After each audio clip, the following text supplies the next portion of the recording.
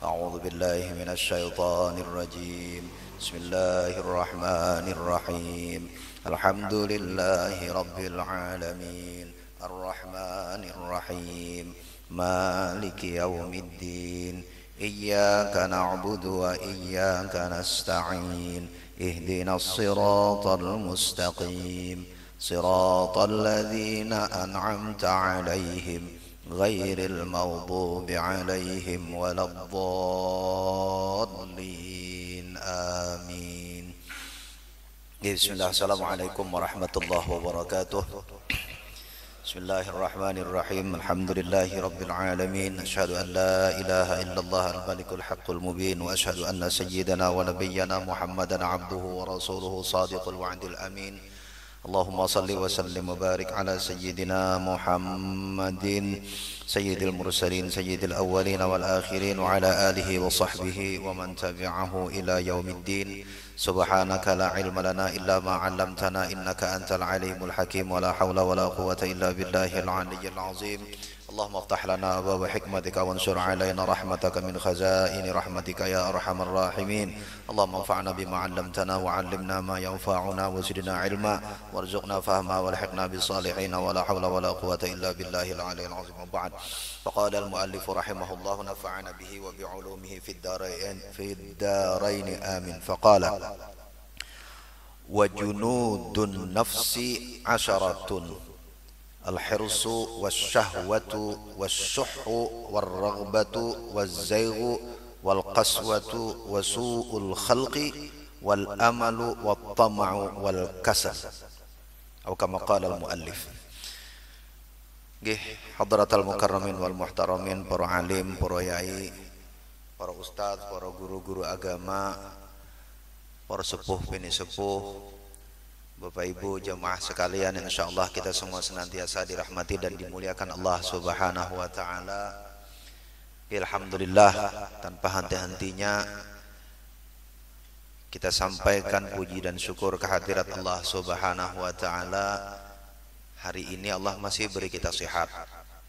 Nek kula tidak salah dengar kemarin kita baru dengar pengumuman lelayu. Kemarin di kantor kula ya 2 berita lelayu.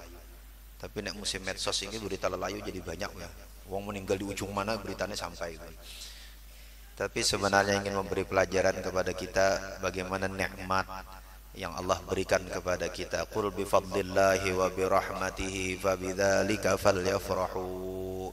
Qul, karena katakanlah ya Muhammad kepada mereka, karena sabab bi fadlillah, karunia dari Allah, wa bi rahmatihi, dan rahmat dari Allah, fabidzalika falyafrahu, maka hendaklah kau semua bergembira dengan nikmat dan rahmat tersebut. Cara bergembiranya kau nanti kita mau coba kitab tafsir ya. Di dalam tafsir Allah sebagian ulama jelaskan cara bergembira yang paling utama adalah dengan menikmati fadlullah berupa iman, menjaga iman, mengisi iman dengan amal saleh. Rahmatullah dimaknai dengan insyaallah rahmatullah, kasih sayang Allah itu dimaknai oleh sebagian mufassir dengan Al-Qur'an. Maka nggih ngapunten kin dilalah Gusti Allah kula mboten mana Mas Imam tadi pun di Mas Imam. Nggih, kula mboten janjian loh sama Mas Imam.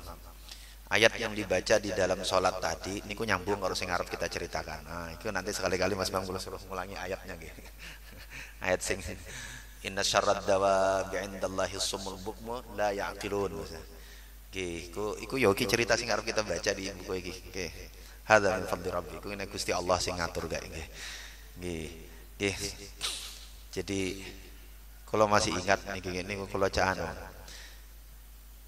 Tiap kali pengajian niku selalu guru ustadz niku mulainya pakai bersyukur kepada Allah. Wah, ngaten.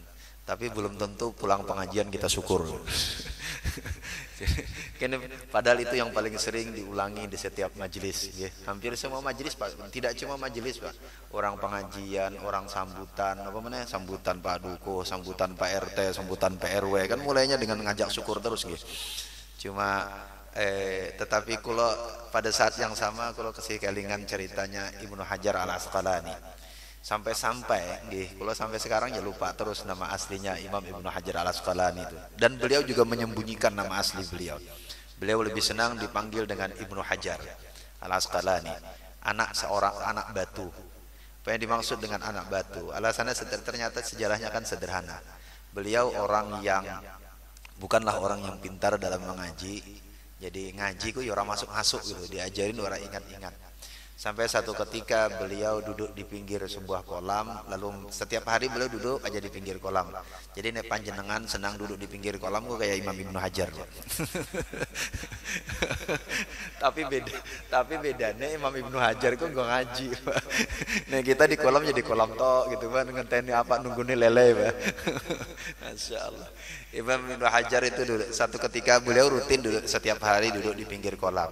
Lalu beliau memperhatikan ada air yang menetes di atas batu. Hari demi hari ternyata batunya berlubang. Maka dari situ beliau belajar, batu yang keras saja, batu yang keras. Jadi ini makhluk Allah yang Allah takdirkan, kadarnya adalah keras. Itu saja oleh air yang sangat lembut, yang sebenarnya air itu kan pecah kalau apa-apa.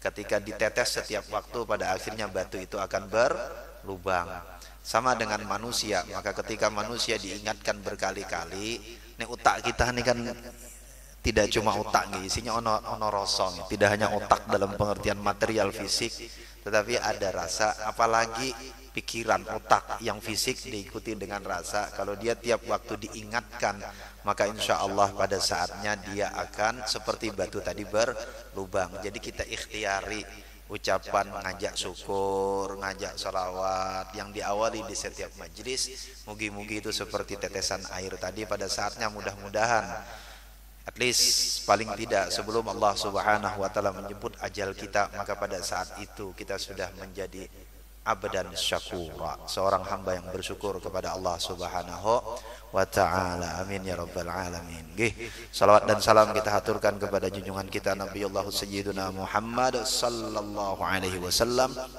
Mudah-mudahan Allah Subhanahu wa taala anugerahkan kita syafaat beliau di hari akhir. Amin ya rabbal alamin. Nggih, Bapak Ibu jamaah yang sekalian yang dirahmati Allah Subhanahu wa taala. Kula lanjutkan nggih. Imam setelah kemarin kan beliau mengingatkan tentang apa yang dimaksud dengan hijrah, apa yang dimaksud dengan jihad, kan gitu kemarin. Ujar Imam An-Nawawi, beliau ingatkan lam yumkinuhu jihadul udwi kada. Jadi lau lam yujahiduha lam yumkinuhu jihadul udwi. Siapa yang tidak menjihadi, siapa yang tidak melawan dirinya, nafsunya sendiri, memerangi dirinya, maka tidak memungkinkan bagi dia untuk bisa memerangi orang lain. Jadi memerangi musuhnya. Jadi dia tidak akan bisa memerangi musuhnya kecuali dia bisa memerangi hawa nafsunya. Nah, sekarang beliau cerita, wa junudun nafsi asyaratun. Tentara-tentaranya nafsu. Jadi ada 10. Kan kita kan kalau tak kenal musuh tak bisa perang gitu kan. Tak kenal musuh tak bisa perang. Itu berangkat ke medan perang ora kenal. Nek zaman sekarang gampang, Pak. Nek koyo Rusia karo Ukraina kan jauh cutuk gitu kan. Nek zaman biyen kan sing namanya perang itu kan angkat pedang berhadapan. Oh, angkat pedang berhadapan lho. Nek orang kenali musuh yo iso salah antem no. Antem konco dhewe gitu kan. Apa meneh kan pasukan datang dari mana? Ya mirip di zaman Nabi itu kalau menggambarkan mirip kayak sekarang. Nanti ada pasukan bantuan datang dari mana, nanti kumpul, nanti ketemu pasukan musuh. Makanya kan muncul beberapa riwayat, misalnya gini, ngapunten nggih. Dalam satu keadaan sebelum berangkat perang, Nabi perintahkan kepada sahabat-sahabat, bersihkan kumismu, karena saat itu mau perang sama orang-orang Yahudi. Ben gampang nandai di tengah medan perang itu. Sing kumis karo jenggotan niku Yahudi, nek muslim teh ngapunten, Pak. Panjenengan nek kula iki nek mboten pakai kumis pakai jenggot itu perkarane sederhana. Kula pernah manjangin jenggot, pernah sakmene, Pak. Sak genggam gitu kan. Partak delok-delok kok lebih mirip Jet Li kula gitu. Tetapi kula ya paham ana wong sing pas dipasangi ganteng iki. Nek pasang kok ya ganteng, nek kula ya apa ya wis takdirnya ngene ya nggih bismillah ngene. Enggak, tetapi maksud kula gini, tekanannya maksud kula adalah bahwa jadi jadi ketika kitab ini bicara tentang junudun nafs, itu dalam pengertian bahwa jadi ini Arab ngantemi ku sing diantemi ku cetok. Ini orang jelas ngantemi sapa kan ya bingung juga. Jadi lalu siapa saja junudun nafs? The troops of hawa nafs. Jadi tentaranya hawa nafsu. Siapa aja tentara hawa nafsu itu? Jar beliau yang pertama al-hirsu. Hirsu itu sama mirip dengan tama, tapi di sini beliau kan dengan al-hirsu itu ambisi. Ambisi. Ambisi itu nah iki sing angel niki, Pak. Actually in English ambition is good, right? In English ambition is good. Jadi kalau dalam bahasa Inggris ambisi itu bagus, Pak. Kalau dalam bahasa Indonesia ambisi ku elek. Jadi ku rada hati-hati menjelaskan. Kalau dalam bahasa Inggris ambition itu ambisi, kalau kita itu tuh bagus maknanya. Jadi ambisi itu maksudnya orang kalau mau sesuatu itu semangat gitu. Makanya di dalam ambition, makanya di dalam ta'limul muta'allim salah satu syarat kurang menuntut ilmu itu adalah hirsun. Hirsun itu kan syarat pertama. Jadi hirsun itu artinya begini, tergantung di mana makainya, Pak. Nek semangatnya nuntut ilmu niku apik. Nek ambisi nuntut ilmu mau apa saja ilmu dikejar. Tetapi kalau semangatnya mengejar dunia sampai meninggalkan yang lain, apalagi sampai mencoba menghabisi musuh, mengalahkan musuh, nah itu sing ora kena. Makanya di dalam Al-Quran Allah seringkali menyebutkan cerita tentang permusuhan orang-orang Yahudi kepada Kanjeng Nabi itu berkali-kali. Jadi nanti di Al-Baqarah 100-an ke atas nih. Coba cek iki Mas Imamnya gimana. Al-Baqarah 100-an ke atas ngomongnya. Itu cerita-cerita orang Yahudi yang lalu kemudian Allah Subhanahu wa taala kasih penjelasan tambahan. Pasti pangkalnya sederhana karena ada hasud. Hasud itu lebih berat daripada iri. Kalau iri itu sekedar ya pengen saja. Kalau hasud tidak hanya sekedar pengen, tapi menghabisi orang. Jadi kalau panjenengan ono wong entuk rezeki lalu gelo, lalu orang dapat musibah, nggak ngomong, tetapi hati, gitu kan? Hati, Masya Allah. Niku tanda-tanda ono hasud dalam hati, Pak. Tanda-tanda nggih monggo niku sing dijagai nggih. Pokoknya piye carane wong senang melu senang, wong sakit ora usah melu sakit dhewe. Enggak, jadi orang senang kita ikut senang, orang sedih sakit kita ikut sedih. Kan kayak itu kan Kanjeng Nabi. Napa ayatnya Mas Imam? Sing Kanjeng Nabi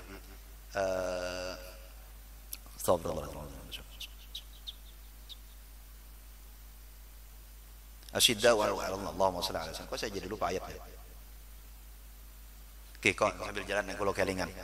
Kanjeng Nabi itu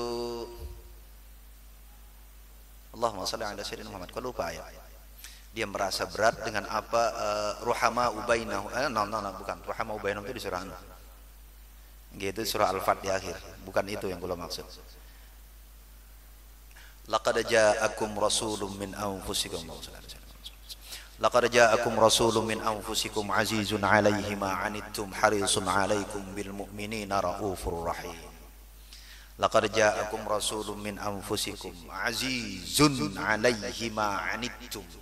Azizun di situ dari mana azza dalam pengertian berat. Jadi bukan agung. Merasa berat apa? Ma 'anittum. Ma 'anittum itu keburukan yang menimpa kita, menimpa kalian. Jadi Nabi dan di situ hampir semua mufassir, saya paham kalau semua mufassir menyepakati ma'anittum di situ antumnya itu mukhatabnya itu merujuk kepada an-nas, bukan kepada al-mu'min. Jadi Nabi itu berasa berat kalau ada orang dapat musibah, mendapatkan keberatan. Orang sakit, orang nggak bisa makan, orang siapapun orangnya. Harisun alaikum, lalu kemudian tapi pada saat yang sama harisun alaikum, dia pakai haris Nabi. Nabi itu punya haris itu ketamaan, harisun alaikum, tapi juga sangat pengen bersemangat untuk kalian tuh mendapatkan kebajikan. Jadi sifat Nabi itu adalah tidak enak kalau melihat orang tidak enak dan sangat berusaha membuat semua orang menjadi senang. Niku sifatnya Kanjeng Nabi, kayak apapun orangnya. Dan mukhatab, jadi khitab dari ayat itu ditujukan kepada an-nas. Di kitab-kitab tafsir para ulama bersepakat bahkan itu nanti di ujung baru Nabi SAW disifati secara khusus azizun alaihi ma anittum harisun alaikum bil mu'minina raufur rahim. Baru kemudian Nabi dikhaskan raufur rahimnya kepada orang-orang yang beriman. Tapi azizun alaihi ma anittum harisun alaikum itu ditujukan kepada manusia. Jadi Nabi itu kepada manusia nggak penting beriman atau tidak kepada beliau, tak penting percaya atau tidak kepada beliau, tak penting ikut atau tidak kepada beliau. Beliau tak enak kalau lihat orang tidak enak. Kalau kita iya sama. Ini orang-orang penak kok, orang-orang penak Pak senyum gitu kan. Ini orang, jadi kalau orang apa sakit syukuran, kalau orang sakit syukurin, dua-duanya Masya Allah. Nggih buatan itu al-hirs. Jadi pertama hawa nafsu itu adalah ambisi yang berlebihan. Ambisi yang berlebihan. Yang kedua wasyahwatu. Syahwat. Jadi syahwat itu that's good. Dan ini kalau dalam konteks ini syahwat itu bahasa Inggris lebih tepat menerjemahkannya. Desire. Karena desire should be general, right? It's not only about sexual desire, for everything, even desire for the material stuff. Jadi ya desire. Jadi syahwat itu kalau bahasa Inggris lebih enak terjemahnya. Ya, kadang-kadang memang gitu, bahasa gue ulak-walik. Kadang Indonesia lebih apik terjemah. Iya, desire. Syahwat itu ya syahwat, tapi syahwat yang dimaksud itu tidak hanya sekedar dalam pengertian nafsu seksual. Jadi seksual ya, jadi tapi syahwat yang dimaksud itu sebenarnya hampir sama dengan al-hirs tadi. Tetap adalah dorongan terhadap dunia. Jadi kita numpuk harta itu syahwat namanya. Kita numpuk harta. Di dalam Al-Qur'an Allah Subhanahu wa taala ingatkan alladzina yaknizuna adh-dhahaba wal fiddata wa la yunfiqunaha fi sabilillah fabashshirhum bi'adzabin alim. Di dalam tafsir orang yang yaknizuna adh-dhahab ini yang digambarkan dengan orang yang punya syahwat keduniaan. Jadi orang yang alladzina yaknizuna adh-dhahaba wal fiddah, orang yang mengumpulkan emas dan perak. Kulo sih kelingan pas ngaji iki. Jadi teman kulo nyaut sama guru. Saat alhamdulillah berarti nek ngumpulkan uang betul napa-napa nggih. Lho karena ayatnya spesifik nyebut adzhab wal fiddah gitu kan. Adzhab wal fiddah yang mboten no. Adzhab wal fiddah itu mergonya nek biyen nek zaman Nabi tandane wong sugih iku sing dikumpulkan emas dan perak. Nek zaman sakmene nek napa nek tanda sugih ngumpulke kuda jingkrak. Udah jingkrak apa? Ferrari. Oh, itu kayak anu kan lagi rame-ramenya anu kan sultan-sultan ya. Lagi-laginya sultan. Wah angel Pak, sultan pun diterjemahkan ke bahasa Inggris angel. So actually we have the expression in Indonesia about those who are very rich, crazy rich. That's the crazy rich. Crazy rich itu terjemahan Indonesianya sultan gitu kan. Padahal kalau orang sekarang kerongnya sultan itu kan juga apik no. Padahal the crazy rich, but the pseudo crazy rich, the false crazy rich. Ini anu, orang crazy rich tapi palsu. Inji. Alladzina yaknizuna az-zahaba wal fiddata wa la yunfiqunaha fi sabilillah fabashshirhum bi'adzabin alim kata Allah. Orang yang numpuk harta, lalu fabashshirhum bi'adzabin alim. Iki anu, Gusti Allah iku nek nyinggung menungso iku apa? Beri kabar gembira mereka. Fabashshir, beri mereka kabar gembira. Tapi kabar gembiranya apa? Azabin alim.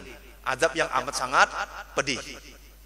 Kenapa? Ya, jadi di dalam sejumlah tafsir digambarkan kenapa Gusti Allah kan bisa bilang begini, fa'andzirhum bi'adzabin alim kan ngono kan? Nek menungso sing ngomong kan, kasih ancaman mereka. Harusnya kan begitu kan? Dengan azab yang pedih.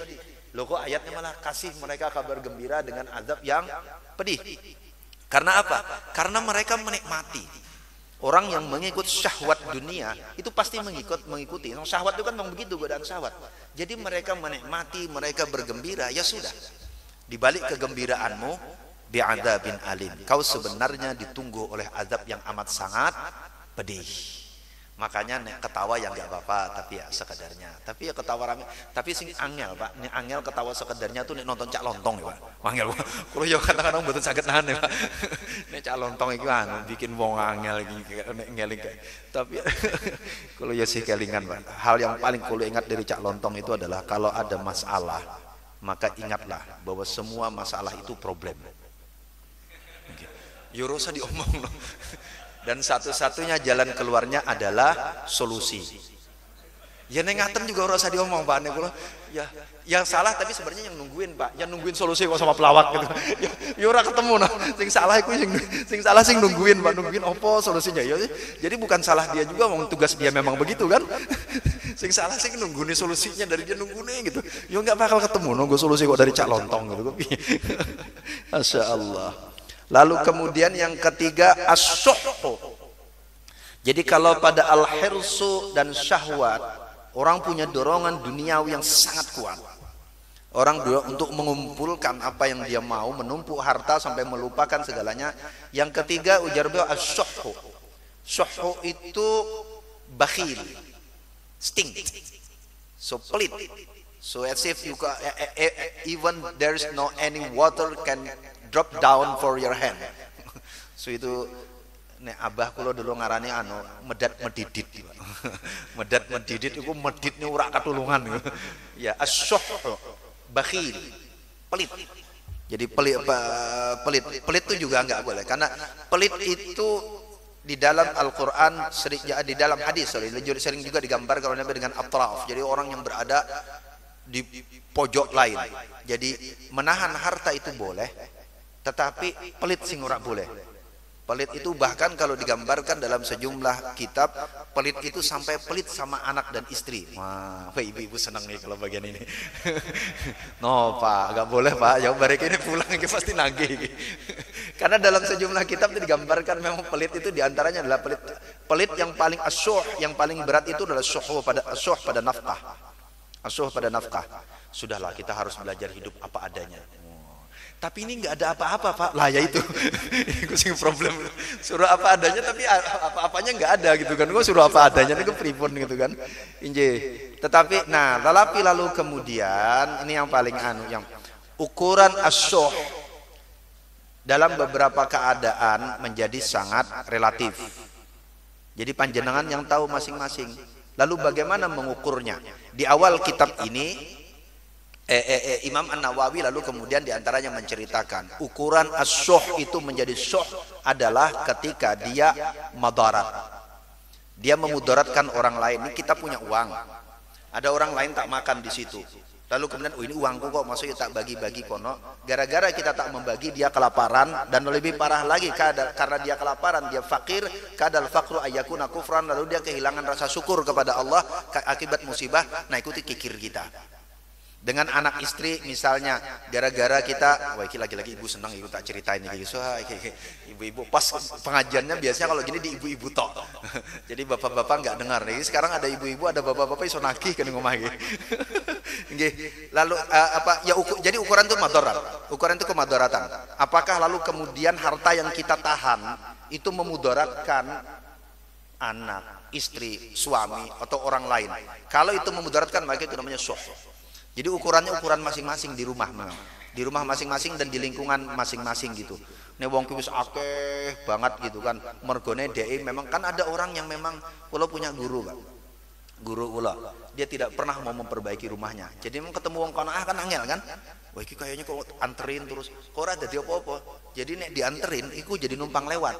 Maksud kita sedekahin biar beliau ya ora disedekahin dilewatin lagi ke sana, sedekahin lewatin lagi ke sana, sedekahin. Lalu berarti keadaan beliau bukan keadaan madarat, tetapi bukan berarti loh itu harus dianterin lagi, maupun diturusin ke lain. Yang boten justru bersyukur. Kenapa? Karena harta kita punya kelewatan. Nek ngantar dewe belum tentu sampai kan? Ngantar dewe belum tentu sampai. Alhamdulillah nek kelewatan itu sampai kemana-mana.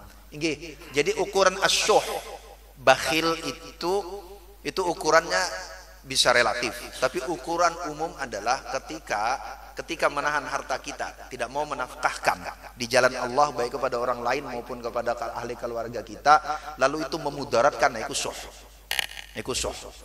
Karena Nabi bukan nggak boleh. Jadi gini, Utsman bin Affan radhiyallahu taala anhu itu pernah satu ketika berdebat dengan berdebat ya, kalau sahabat itu ya debat juga Pak, dengan Abu Dzar Al-Ghifari.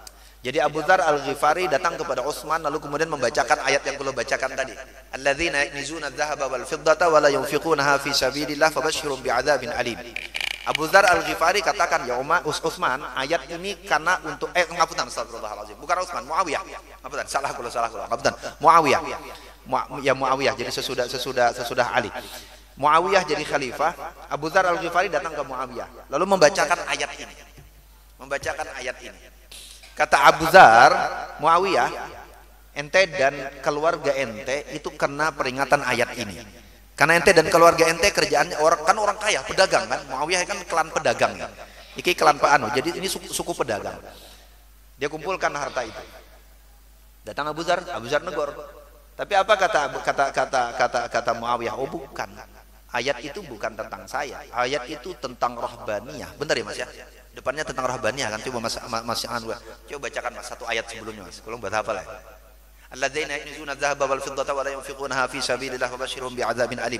Itu potongan ayat. Di atasnya ada cerita tentang para rahib kan? Yuk kelingan enggak nyambungin atasnya Mas. Sekalian ngetes hafalanmu Mas. Bukan kalau juga bukan hafal Mas depannya, tapi kalau tahu cerita di atasnya. Cerita atasnya tentang para rahib itu ya. Coba kalau eling Mas. Ya, di atasnya itu cerita tentang para rahib gitu. Jadi para rahib itu dulu begini ceritanya. Di dalam Al-Qur'an itu. Para rahib gereja itu dulu memang tidak boleh bekerja. Dia boleh bekerja. Apa yang sumber hidup dari mereka dari mana? Dari sedekah jamaah. Sedekah jamaah. Tapi sedekahnya dikumpulkan terus. Kudunya kan kayak cerita guru kulo tadi. Dia ambil yang cukup untuk dia saja, sisanya akan dia salurkan kepada orang lain kan gitu kan. Tetapi enggak, para rahib ini dikumpulkan. Akhirnya para rahib lebih kaya daripada orang-orang yang memberi sedekah kepada dia. Karena hartanya ditumpuk oleh para rahib ini. Jadi gerejanya semakin indah, para rahibnya tambah kaya gitu kan. Para rahibnya tambah kaya lah, ditegurlah oleh Allah dengan ayat ini. Alladzina yaknizuna adh-dhahaba wal fiddata wa la yunfiqunaha fi sabilillah fabashshirhum bi'adzabin alim.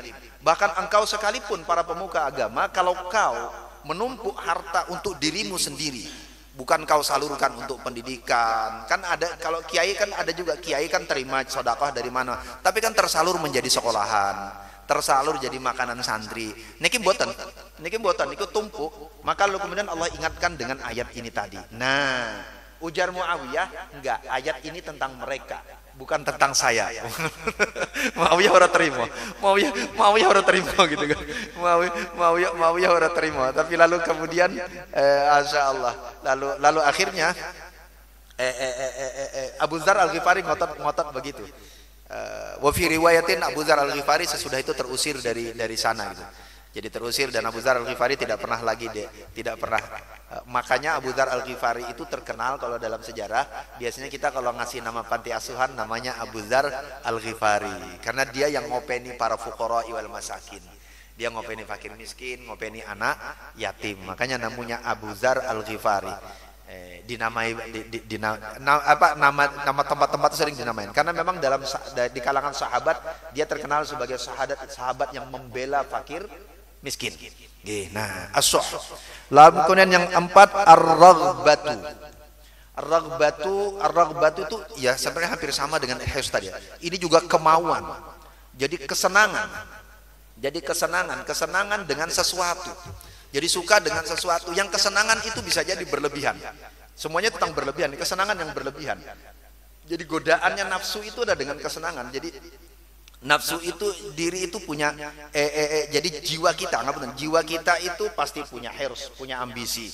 Jiwa kita itu punya syahwat. Ini kan perhiasannya jiwa kita. Jiwa kita itu juga punya syuh, kemauan untuk menahan harta buat diri sendiri. Jiwa kita itu juga punya raghbah. Raghbah itu rasa suka dengan sesuatu. Ngapunten nggih kula sambil guyon, tapi panjenengan gak usah ngelakoni Pak, angel. Kula mungkin pernah cerita dulu ya. Jadi bagian dari abah kula ngajari kula untuk menghilangkan, tapi nggak pernah pakai omong.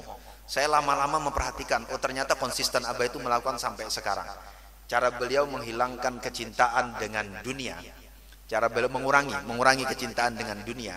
Abah itu kalau pakai sarung selalu dibalik. Jadi mereknya nggak pernah kelihatan. Jadi orang nggak pernah bisa baca mereknya sarung beliau. Padahal sarungnya ya aku ngerti, sarung nopo-noponya gitu. Kalau lihat kan. Tapi nggak pernah. Jadi sarung itu selalu dibalik. Merek itu selalu di atas dilipatan. Tapi ya orang jualan sarung ya orang kalah pinter kan. Dibikinlah mereknya sekarang atas bawah. Lo saya angel sekarang. Tapi kan kalau sarung-sarung yang dulu nih panjenengan teh kelingan nggih Pak nggih. Ustaz Wahyudi ngaten nggih. Sarung-sarung zaman 30 tahun yang lalu kan masih ya. Itu kan merek itu cuma satu tempat di atas. Dan merek itu cuma ditumpal. Tumpal ya orang nyebut ya. Merek itu cuma ditumpalnya. Jadi kalau kita balik sudah selesai, merek nggak kelihatan. Nah abah kulo itu dari kecil, dari beliau muda ternyata melakukan. Kulo baru kuliah perhatikan apa sih yang berbeda dari abah ini kalau pakai sarung. Ternyata oh iya ding, cara pakai sarungnya selalu begitu ternyata. Jadi tidak pernah badan beliau jadi etalase tokoh. Beliau nggak pernah mau jadi manekin. Walaupun ya kesini ya tukang jualan itu ya pinter. Ya tadi mereknya dibikin atas bawah. Kan orang mungkin malang gitu kan orang iso kan. Orang mungkin malangnya masya Allah orang dagang. Dan satu lagi Pak, kalau panjenengan perhatikan sarung sekarang, kalau ya gumun masya Allah. Dulu merek yang dijahit itu kan juga ditumpal kan di bagian belakang. Kenapa? Karena dulu band orang jamaah yang belakang dia, wih BHS ya, wih habis. Jadi ada santri ku wis ngerti, gue cah santri ku ngertine wis nganggo BHS itu wis naik level gitu kan. Ngertine cah santri wis nganggo BHS, nek masih Atlas, Wadimor gitu kan itu masih standar gitu kan. Wis nganggo BHS, nganggo apa? Almari, bukan almari apa deh? Apa? Napa? Gajah, nek gajah masih anu tuh Pak, itu gajah yang sopan Pak, gajah duduk. Masya Allah. Injih. Tetapi ya sekarang orang sarung itu juga pinter ya. Sekarang coba panjenengan perhatikan baik-baik, di mana posisi merek yang dijahit. Pernah merhatiin buatan? Di samping Pak. Kenapa? Karena nanti kalau sarung itu dilipat posisinya di depan. Karena sekarang sarung itu jadi aksesoris orang berfoto dan orang jalan, orang sambutan. Kalau dulu orang melihat sarung itu dari belakang, kalau sekarang dari depan. Makanya kalau panjenengan pakai sarung yang baru-baru, sadar atau tidak sadar mereknya kalau jenengan lipat jadi di depan Pak. Kalau dulu di belakang. Pinternya wong dagang itu, badan kita Arab ngibadah kok jadi alat etalase gitu. Insya Allah ini wong dagang ngono wae carane Pak. Ya Allah. Badan kita ti Arab ibadah kok jadi etalase ngono loh. Tapi yang mboten napa-napa wong itu mutual simbiosis. 1 2 3 4. Yang kelima az-zaigh. Az-zaigh itu decline. Zaigh decline. So we decline from the right path. The right path. Jadi orang menyimpang. Itu juga hati. Hati itu sederhana cara menyimpang hati, godaan hati nyimpang tuh kayak apa? Ya sederhana. Oke, masuk waktunya panjenengan teh Arab jalan teng masjid misalnya. Net. Dilalah teng warung ono sing manggil, ngopi sik. Oh. Kowe arep ning masjid, sik sak dilit urung komat kok. Hampir kono. Komat mangkat teng masjid kan? Komat mangkat teng masjid, selamat kan? Panjenengan kita selamat dapat pahala jamaah injih. Tapi kita kehilangan sunat qabliyah. Nah, itu zaigh namanya. Zaigh. Tapi kalau yakin di sini nggak akan kejadian, apalagi kalau ngono tuh ada keringan. Ngapunten kalau mboten. Masyaallah. Nggih. Saya ngapunten. Tapi nggih kalau ingin kan niku mboten dosa, tapi panjenengan kehilangan kesempatan ibadah sunat. Kan ngaten to kan? Mboten dosa, tapi kehilangan kesempatan buat sunat. Ngaten, injih. Sunat dilahir. Sunatnya sing liyane mawon gitu. Iku kayak ngapunten nggih, kula guyon sama istri kula, "Mak," bilang. Jadi hadis Kanjeng Nabi, nek ana suami mencarikan istrinya, istri mencarikan suaminya istri lagi, iku nek jari Gusti Allah masuklah surga dari pintu mana saja. Panjenengan ngertos napa jawaban istri kula? Sudah bah, mama masuk dari pintu yang lain aja. Lebih pinter nyawat ternyata masuk dari pintu lain. Masa Bu diingatin jawaban itu nggih Bu. Kalau titip masuk dari pintu ya benernya mau pintu surga masuk kok mau ngapain sakit-sakit hati masuk oleh pintu situ katanya. Mau pintu liane ono sing penak kok. Nggih, zaigh. Zaigh itu menyimpang. Jadi menyimpang itu membuat kita keluar dari jalur. Banyak dan zaigh itu lagi-lagi karena ini nafs. Zaigh itu ya perkara gede perkara gede-gede uang korupsi, uang bunuh orang lain, yaitu zaigh yang gede-gede. Tapi zaigh menyimpangkan kita yang kecil-kecil nih yang kadang-kadang kita nggak siap. Kalau yang gede-gede itu siap. Ini Arab korupsi enggak sitik. Oh ya kalau sitik nggak apa-apa. Nek sitik yo kompromi itu. Kalau yang besar-besar orang mungkin bisa langsung mengambil sikap. Tapi yang zaigh yang berat itu justru yang kecil-kecil. Menyimpangkan kita yang kecil-kecil tadi. Ya tadi ghibah, ghibah itu kadang-kadang yang menggoda zaighnya, simpangannya ini. Diajak ngobrol pernah enggak. Aku enggak mau dengerin. Udah enggak mau dengerin. Sino ngomong terus. Yo Pak. Oh no. Akhirnya enggak kuat. Iya. Jadi yang dihati-hatikan zaigh itu perkara kecil. Yang ke berapa deh? Ada sing ngitung. 6. Yang ke-6 al-qaswah. Al-qaswatu Al-qaswatu itu keras hati. Jadi keras hati. Jadi keras hati, jadi ya nggak mau dibilangin, nggak mau apa. Kalau dengar nasihat orang itu digambarkan oleh Allah Subhanahu wa taala dalam Al-Qur'an itu seperti kerjaannya orang munafik, al-qaswah itu. Allahumma shalli ala sayyidina Muhammad. Wa minan nasi may yu'jibuka qawluhu fil hayatid dunya wa yashhadu Allah ala ma fi qalbihi wa huwa aladul khisam. Wa idza tawalla sa'a fil ardi liyufsida fiha wa yuhlikal hartha wan nasl wallahu la yuhibbul fasad. Jadi wa idza qila lahu ittaqillaha akhadhathu al-izzatu bil itsmi fahasbuhu jahannam. Jadi ada orang yang kalau ngomong itu bikin kita takjub. Yu'jibuka qawluhu fil hayatid dunya. Lalu tidak hanya bikin takjub, wa yasyudullah ala wa fil qawi, dia bilang, aku ini datang dari hati yang paling dalam. Wa huwa aladul khisam, tapi kata Allah dia sebenarnya orang yang paling amat berat permusuhannya. Apa buktinya? Wa idza tawalla sa'a fil ardi liyufsida fiha wa yuhlikal hartha wan nasl. Kalau dia berbalik, dia akan berjalan di muka bumi lalu menghancurkan semuanya. Hartha wan nasl, menghancurkan tanaman, menghancurkan biji-bijian. Wa fi riwayatin an-nasl itu membunuh orang lain. Wallahu la yuhibbul fasad. Wa idza qila lahittaqillah. Nah, kalau ada yang negor, mengingatkan dia, Mas, bertakwalah kepada Allah. Maksudnya diingatkan, akhadhathul izzatu bil itsmi. Lalu yang terjadi adalah dia justru keluar perautnya, kebanggaannya. Keras. Dia malah semakin keras kepada kita. Akhadhathul izzatu bil itsmi. Jadi malah tambah galak dan tambah bermusuhan. Digambarkan dalam Al-Qur'an seperti orang munafik ini. Orang bisa ditegur. Orang bisa ditegur. Nek ditegur itu kayak api menyulut bensin kalau ditegur. Nauzubillahi min dzalik. Nah, al-qaswah wasu'ul khalqi. Wasu'ul khalqi, akhlak yang buruk. Nah, ya semua akhlak yang buruk. Wasu'ul khalqi wal amalu.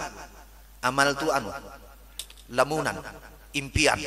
Jadi pengen ini, mikir aja pengen swarga, tapi romo salat. Pengen suki, wis tak jadi kan gantungan mimpimu setinggi langit, tak mimpi sih. Lagi tidur dibangunin marah, kenapa? Lu kita dirinya tidur makan kok dibangunin? Ya al-amal itu maksudnya angan-angan ya, lamunan angan-angan tapi tidak mau melakukan apa-apa. Lalu kemudian wal amalu wat tam'u. Nah, tam'u ya sama dengan kerakusan al-hirs tadi. Wal kaslu. Terakhir yang ke-10 al-kasal. Malas. Nah, malas-malas, dan kemalasan yang paling berat itu adalah dalam Al-Qur'an qamu kusala. Kemalasan di dalam taat. Lah iku sing abot. Jadi kemalasan yang paling berat itu adalah kemalasan dalam berbuat ketaatan. Nek Arab salat se, nek Arab sedekah se, nek poso di luar puasa Ramadan wangel. Kalau punya konco Pak, ini guyon tapi aku nek disuruh poso di luar Ramadan mending sedekah. Kuwi arep minta sedekah piro wae tak kaya, asal jangan poso. Ora kuat ora mangan. Ya bukan begitu, tapi ya mungkin masing-masing orang punya kadarnya ya. Kita tidak bisa menilai orang per orang, tapi itu guyon tapi ya rada serius. Rada serius. Al-kasal. Al-kasal yang paling berat, al-kaslu di paling berat di dalam kitab-kitab fikih, di dalam kitab tasawuf digambarkan adalah kemalasan di dalam ibadah. Jadi rati hasan berat. Nah, terakhir pasti kalau mau tutup. Jadi kan ada pertanyaan. Ane pripun Ustaz nek memang takdirnya kula ngaten ya ngaten mawon. Kula nek habis-habisan misalnya mendorong diri untuk taat. Tapi kalau memang takdirnya ahli neraka ya ahli neraka saja. Gitu kan? Kalau tadinya ahli neraka ya nah kowe nek ibadah kaya apa juga kan. Nah iki jadi semua dikembalikan kepada takdir. Pangel kan? Jadi orang ngomong ibadah alasannya takdir. Orang malas ngibadah alasannya takdir. Tetapi Nabi Shallallahu Alaihi Wasallam sampaikan, kayaknya hari pertama kemarin beliau juga sampaikan, bukan begitu mengukur takdir. Mengukur takdir itu adalah kullun muyassarun lima khuliqalahu. Segala sesuatu, setiap orang itu dimudahkan dengan apa yang dia diciptakan. Jadi kalau memang kita bakal jadi ahli surga, maka ada dorongan dalam diri kita untuk mudah beribadah. Kalau sekarang kita merasa malas beribadah, jangan biarkan diri kita jatuh dari ahli neraka. Karena takdir yang mu'allaq itu bisa dirubah dengan usaha. Kan ngaten kan? Yang mu'allaq itu bisa ditakdir dengan usaha. Usahanya apa? Kita harus punya kasab. Kasabnya apa? Muyassarun lima khuliqah tadi. Kalau memang orang punya kasab buat ibadah, Allah mudahkan. Tapi kalau memang nggak mau ya nggak bisa. Nggak mau ya nggak bisa. Jadi nandane kita niki sesok, walaupun ya tetap tidak bisa dipastikan. Kita tidak ada yang bisa memastikan apakah kita min ahlil khair atau min ahli syarr, adalah apakah kita dimudahkan, ringankan seluruh jawareh kita ini untuk taat. Kalau kita merasa jawareh seluruh anggota tubuh kita ini berat untuk taat, so berarti sudah saatnya kita untuk mulai mendorong diri kita untuk taat. Makanya kenapa di dalam kitab ini juga disebut berkali-kali usaha untuk taat itu disebut dengan riyadhah. Usaha untuk taat itu namanya latihan. Jadi bukan tentang sukses atau tidak, tetapi tentang usaha yang terus-menerus untuk taat. Jadi para sufi itu menyebut jalan kesufian mereka itu dengan taat, dengan riyadhah. So let me say it in short, for the pious people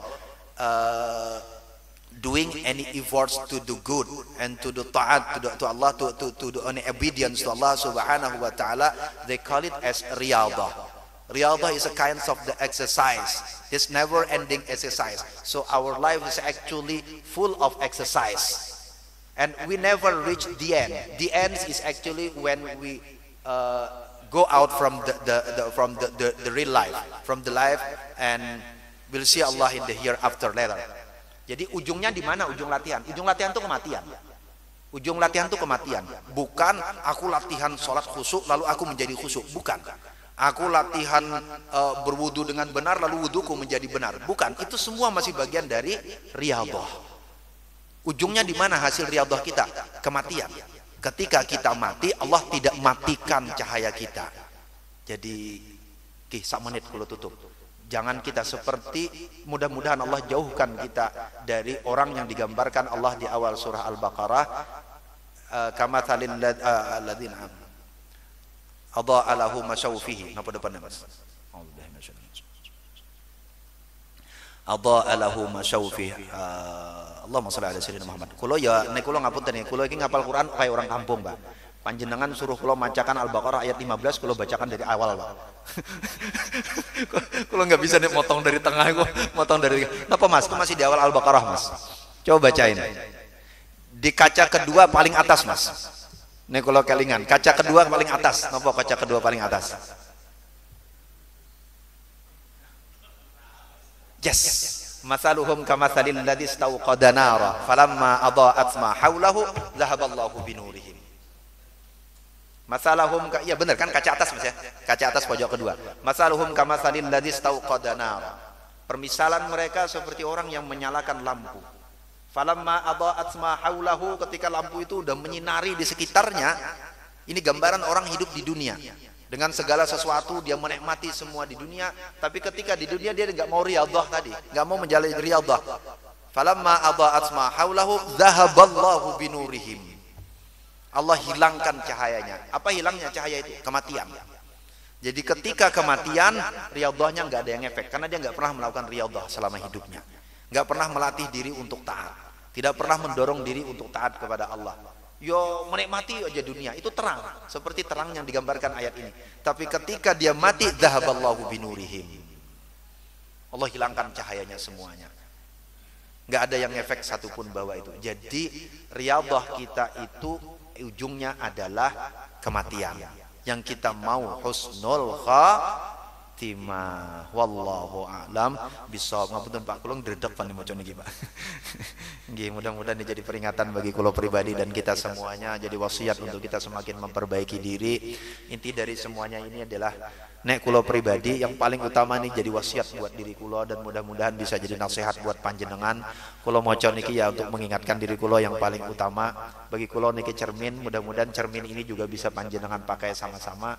Mudah-mudahan bisa memperbaiki diri kita, memperbaiki lingkungan kita, dan Allah bukakan jalan kita untuk mendapatkan kebaikan di dunia dan di akhirat. Dan mudah-mudahan Allah subhanahu wa ta'ala jaminkan kita semua husnul khatimah.